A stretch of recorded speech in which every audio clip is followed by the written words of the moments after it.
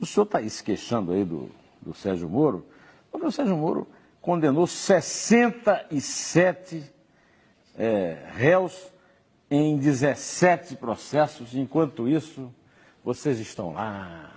O Renan Calheiros, 9 processos. O Eduardo Cunha, 6 processos, réu, tá, ninguém é julgado. Então, o Lulinha, que é um grande malandro, está lá, sob a sombra da impunidade de vocês. E aí vocês brincam, né? Olha, o Lula é isso, o Lula é aquilo, e o julgamento vai ser postergado. Né? A pergunta é a seguinte: é um grande negócio ter foro privilegiado no Brasil, não? Que essa fixação no Supremo, você não acredita na sua Suprema Corte? Não, não acredito. Eu acho que do que vai sair do Brasil, uma das coisas mais importantes é o direito da igualdade de todos perante a lei, com o fim do absurdo que é o foro privilegiado. Ele acabou de dizer para o André que nós estamos evoluindo. Não estamos. Isso, claro.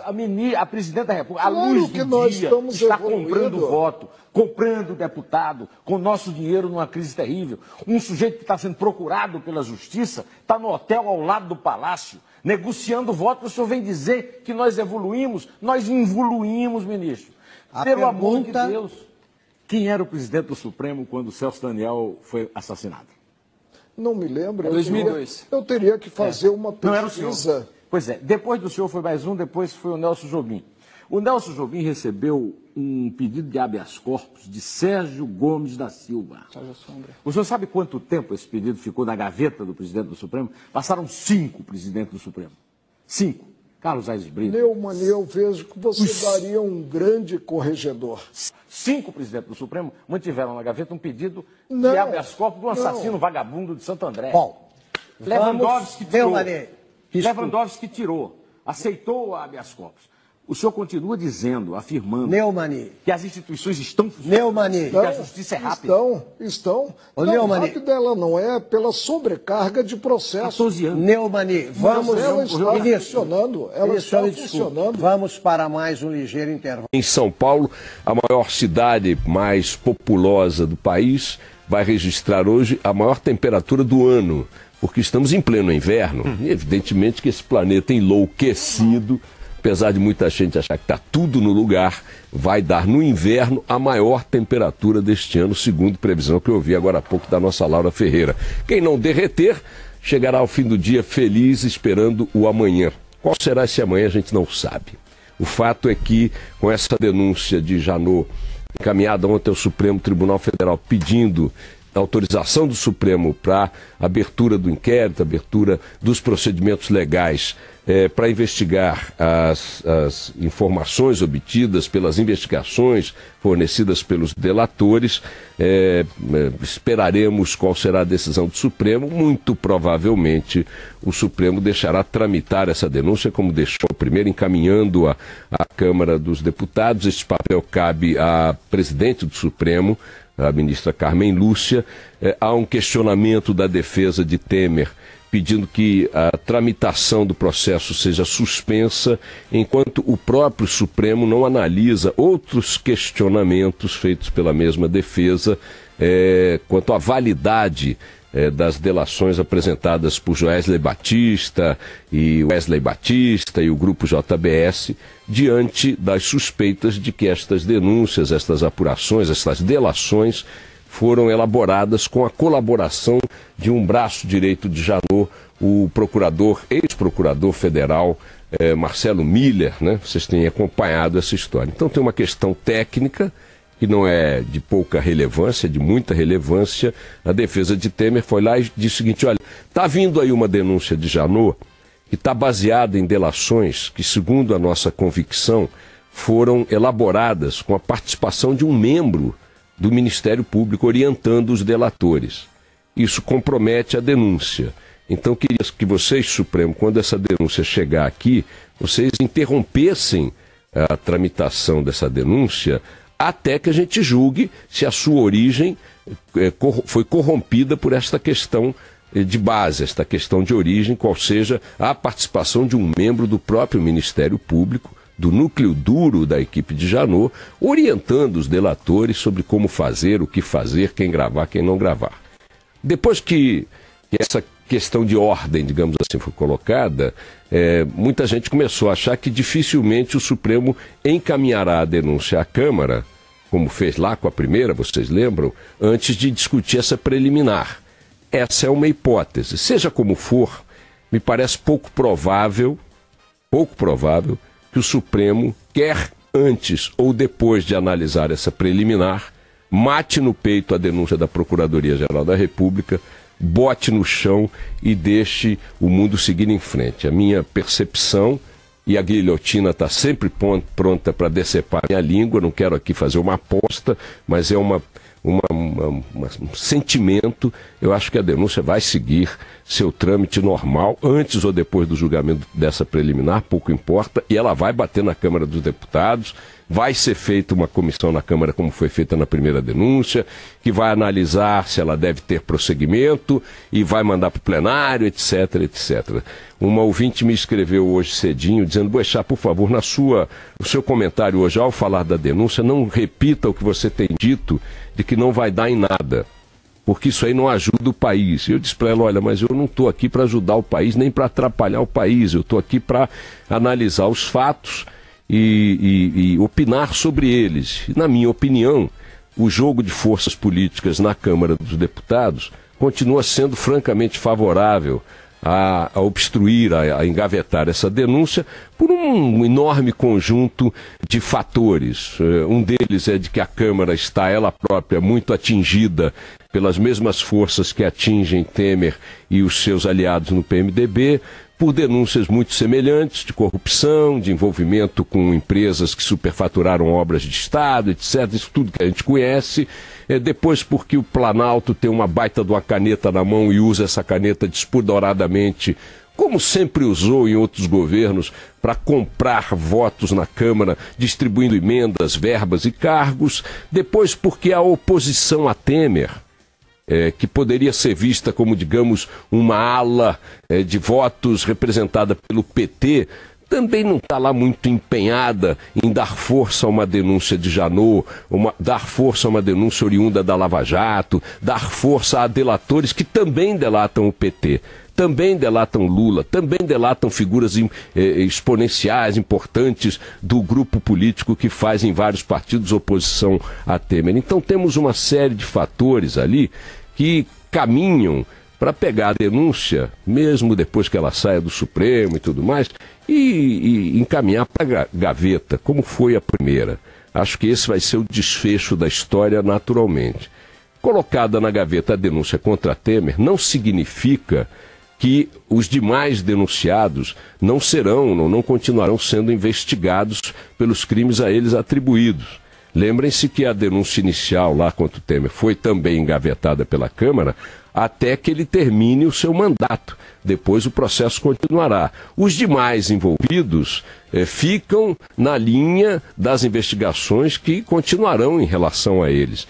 E basta que a gente olhe para o conjunto da obra, mesmo excluindo o Temer como alvo do processo, para a gente saber que tem muita coisa a ser investigada mesmo.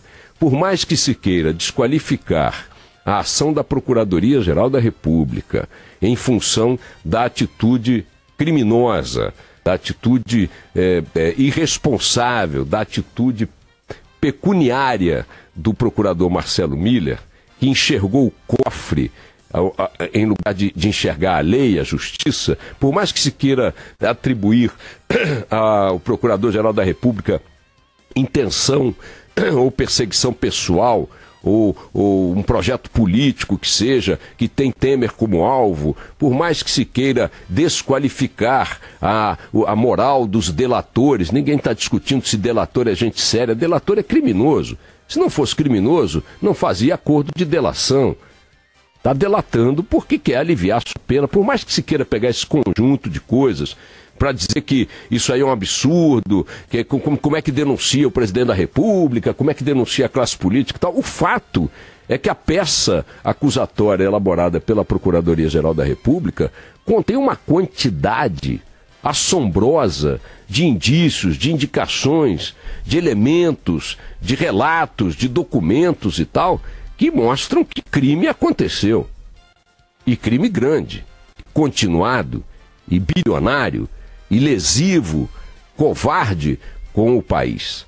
Então, por mais, repito, que este ou aquele detalhe, esta ou aquela intenção, esta ou aquela conduta possam sim, de fato, ser apontadas como indevidas, como impróprias e tal, ainda assim permanece o conjunto de coisas ditas ali, que precisarão em algum momento ser colocadas a limpo, para que os de fato culpados possam pagar pelos crimes. Repito a ladainha de sempre. Se colocarmos essas denúncias na gaveta, se anularmos as delações e as provas, se ignorarmos tudo que está sendo exibido ali, mesmo que aceitando esses equívocos de ação na origem dessa elaboração de processo, o que nós faremos com os fatos, com a realidade? Onde nós colocaremos as coisas que essas denúncias têm trazido à tona, sem apurá-las?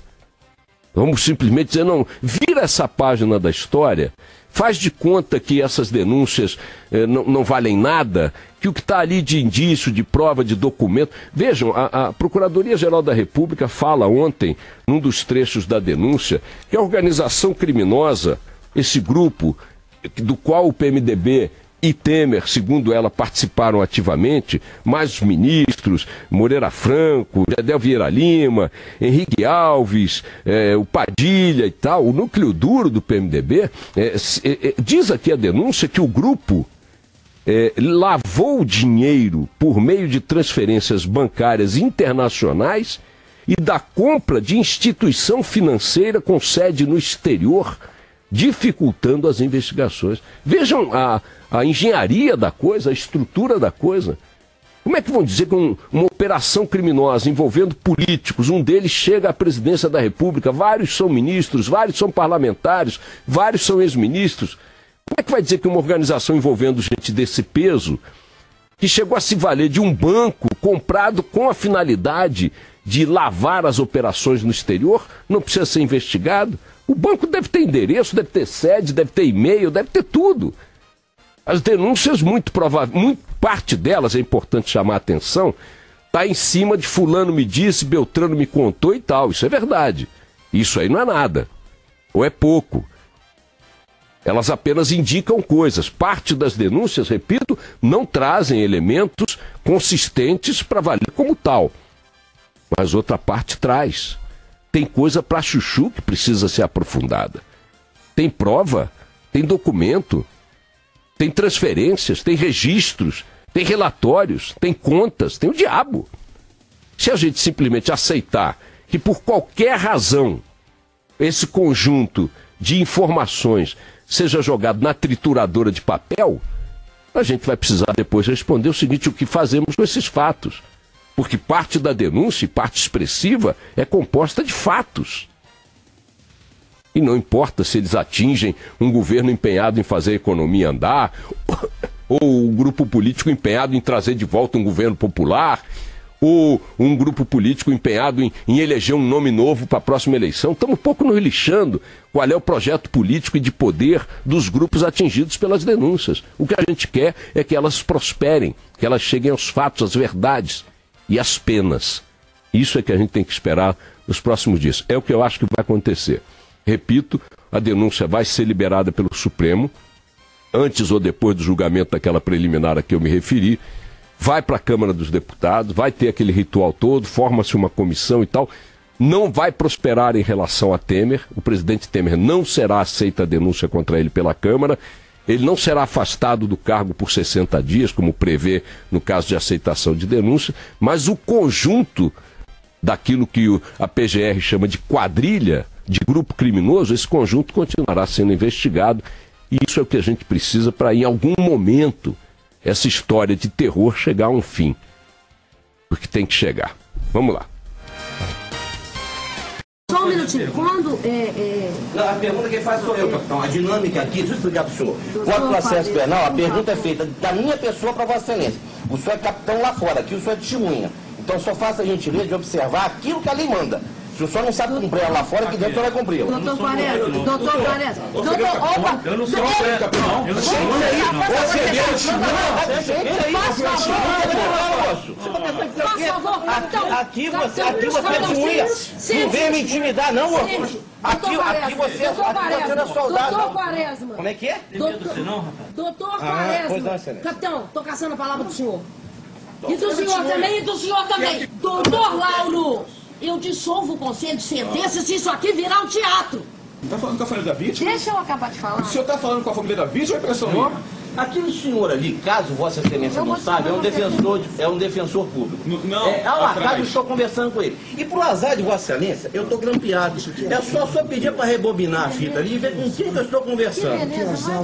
Pro azar de Vossa Excelência. Ótimo. Senhores, eu vou dissolver o conselho de Não, sentença. não, não, excelência. Vamos prosseguir. Então o senhor respeite o júri. O senhor e ele. E eu agora que tenho que O respeitar senhor o júri. escutou?